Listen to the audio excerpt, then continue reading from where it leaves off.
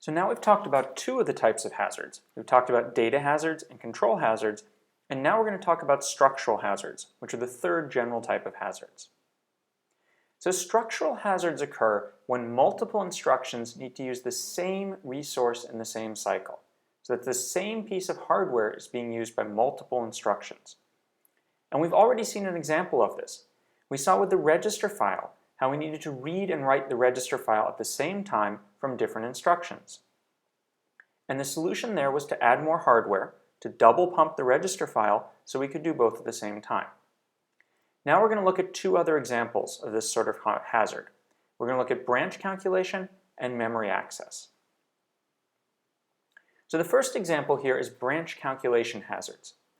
Remember what we need to do when we have a conditional branch. We need to subtract two registers to see if they're equal, so we can tell if we should take the branch.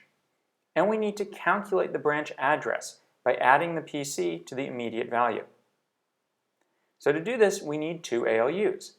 And not surprisingly, that's what we ended up building. We had one ALU to help check for equality and one ALU to do the branch calculation. So in this case, we solved the structural hazard again by adding more hardware. We added a second ALU so we could do both calculations at the same time. Let's take a look at another example. This is memory access hazards. So here's a program. We're going to start out and do a load word, then a subtraction, an addition, and another addition.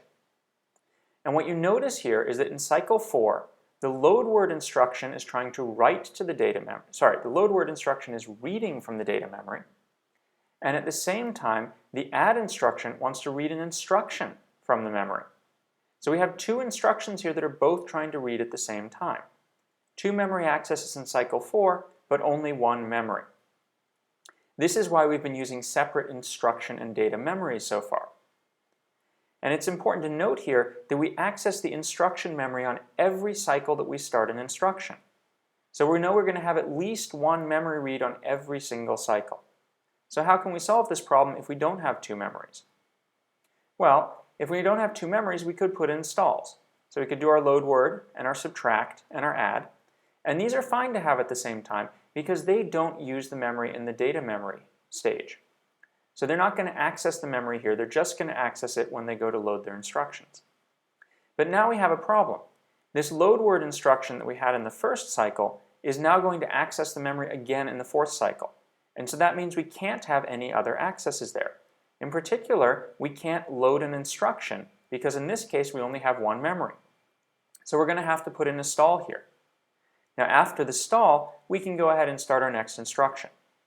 But what this means is that if we only have one memory, we're going to have a lot of stalls, one stall for every time we go to access the data memory. So this is a performance issue and we need to avoid this, and that's why we have two memories.